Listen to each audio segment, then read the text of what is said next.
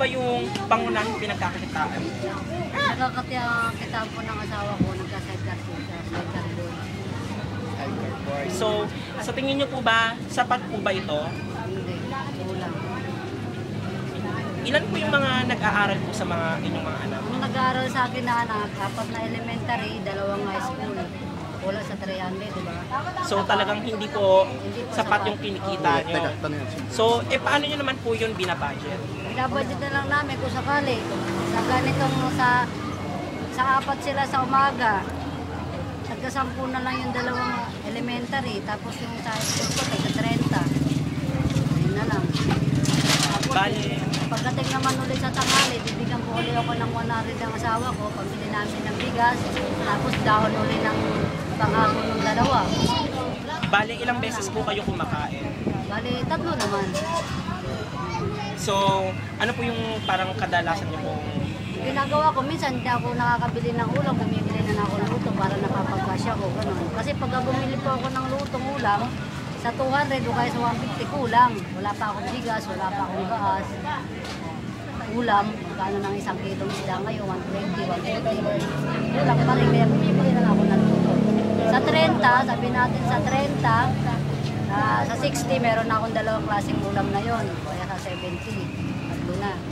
So talagang natatamasan niyo po yung kahirapan? Oo naman. Talagang mahirap. Kaya kunting ano na lang budget. Kaya minsan sa umaga walang almusal. Sa tanghali na lang kakain. Ganun. Parang dire-diretso na. Ganun lang ginagawa namin. Ibig sabihin po minsan po yung mga bata ko, yung mga anak nyo, pumapasok po sila ng eskwelahan na wala silang baon. Hindi. Kumakain naman sila sa umaga. Sakali, pagkalaga, bumibiyaya ang asawa ko sa madaling araw. Meron naman na kahit paano kumakain naman sila. Hindi ko sila pinapapasok na hindi sila kumakain. Sige po, maraming salamat. Marami tayong mga Pilipino na nabibilang pa rin sa kahirapan. Marahil dahil sa lumulobong populasyon, gaya na lamang na nasaksihan natin. Isa lamang yun sa mga mukha ng kahirapan.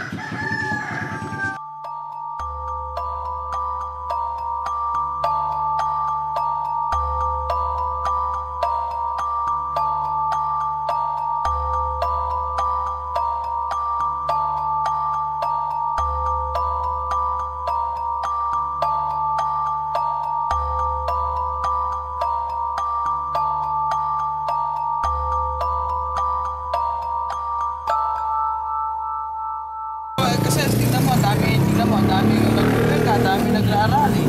Kasi kung may pagbabago talaga, dapat naman sana ang unahin niya yung sa hirap ng buhay ngayon. Marami pa rin naghihirap pero hindi na sila pakalat-kalat. Example sa Espanya, yung mga pamilya at mga bata na tumitira sa underpass, lumipat na sila sa mas parang meron nang binigay sa kanila na proper place. Pare-parehala ang pagdala ni Noynoy Aquino ang mga karamihan, mga panuntulan niya. Kasi nung si Gloria rin nung una, ganun pa rin, magulo pa rin ang Pilipinas eh. Pare-pareha lang. So hindi niyo po ramdam yung pagbabago? Parang pagbabago pareha rin. Sa kay Gloria magulo ngayon, magulo pa rin. Okay. Ramdam niyo po ba yung pagbabago dito sa Pilipinas? Bakit po?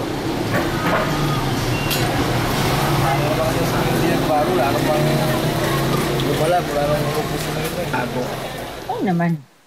May mga pagbabago, lalo na sa in terms of corruption. Maraming na nadidiscovery at nalalantad na mga corruption. At may natanggal pa sa pwesto. Yun. Pero sa tingin niyo po ba, ang Pilipinas po ba nasa kahirapan pa rin? Kahirapan, lagi naman yung kahirapan eh. Ang importante the way we carry our kahirapan. Ayon sa datos ng mga pampublikong gastusin ng taong ito, 438 billion 913 million pesos ang inilalaan para sa mga economic services na nasasakupan ng mga gastusin sa komersyo at industriya, kalsada, transportasyon at komunikasyon, agrikultura at drainage and mining. 575 billion 770 million pesos ang napupunta sa social services na sakop ang mga gastusin sa edukasyon, pangkalusugan, labor, lupa, pabahay, social insurance at supply ng tubig. 113 billion 117 million pesos ang napupunta sa defense na sakop ang lahat ng gastusing pangmilitar. 332 billion 93 million pesos ang napupunta sa general government na sakop ang lahat ng administratibo at legislatibong gastusin. Kasama rito ang gastusin sa pagkolekta ng buwis at sa accounting nito. Gastusin sa koreksyonal, pulis, firm at iba pang gastusin hindi nabanggit.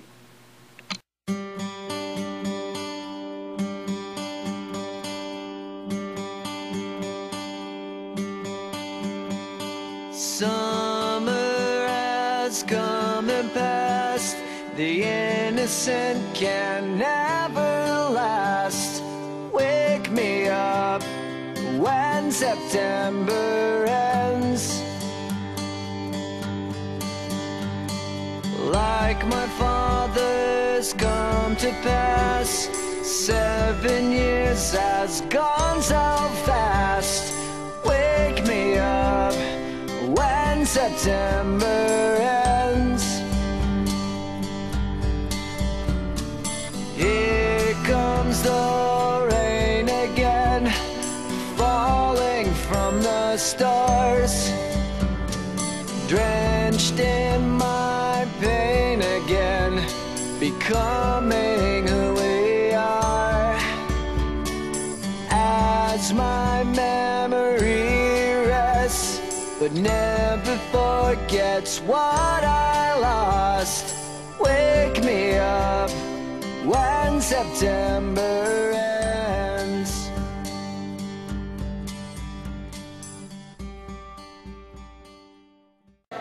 Anak pawis, mahirap, dukha, pobre, nagdidildil ng asin, isang kahig, isang tuka, maralita. Marami tayong mga salita at kataga para sa kahirapan, dahil ito ang realidad para sa nakararaming mga Pilipino. Naihayan tulad ng karamihan sa ating mga Pilipino, ang kahirapan bilang isang sakit na hindi namamatay-matay at lalong lumalala araw-araw. Masakit man tanggapin, ay talagang kitang-kita na ang epekto ng kahirapan dito sa ating bansa.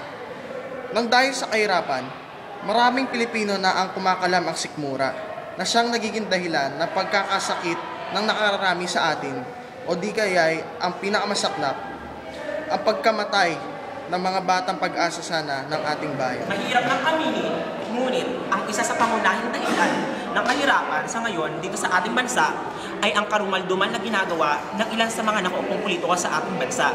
At ayon ay ang korupsyon. Bilang mga mag-aaral at kabataan sa henerasyong ito, alam namin na ang kahirapan ay isang problemang di agad-agad masusolusyonan. Hindi madaling makipagsapalaran sa mundong kung saan kung sino ang may kapangyarihan, sila ang tatagal. Naniniwala kami na para maihahaon natin ang sarili sa kahirapan, kailangan natin magsumikap. Hindi natin maaabot ang tagumpay sa buhay kung hindi tayo magsusumikap. Kaya kahit gaano kalaki ang problemang ito, isipin natin na nandyan ang Panginoong may kapal at isaalang-alang sa isipan na ang pagbabago ay dapat nagsisimula sa ating sarili. Kaya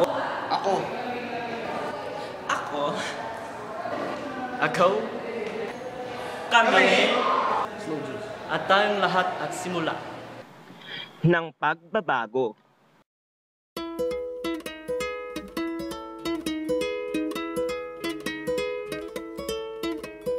Do you want to go to the plage with me? I'm going down, down, down there 4 in the morning. Most beautiful girl I have ever seen. Come down, down, down, my love is calling.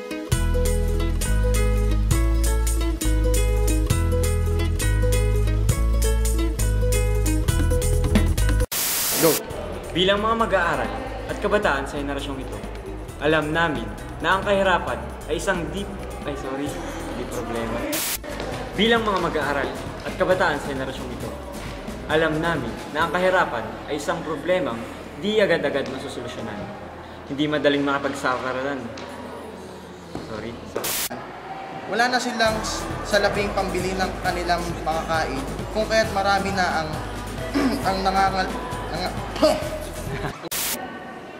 Game 1, 2, 3, go. Game 1, 2, 3, go. Game 1, 2, 3, go. Go. Go! Mahirap ng aminin, ngunit ang isa sa pangunahing dahilan ng kahirapan sa ngayon dito sa ating bansa ay ang karumalduman na ginagawa. Lahat ng mga Pilipinong may trabaho ay nagbabayad din ng buwis upang mabigyan ang pamahalaan ng benefit. Tama lang. Kami.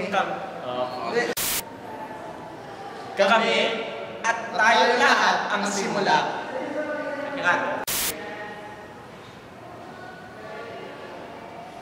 Kami. Kami. Kami. At tayong nakakatlas. Nabulol kasi ay ngayon maganda. Basta pon-pon. At tayong lahat ang simulat. Lahat ang simulat. Lahat ang simulat. Lahat ang simulat.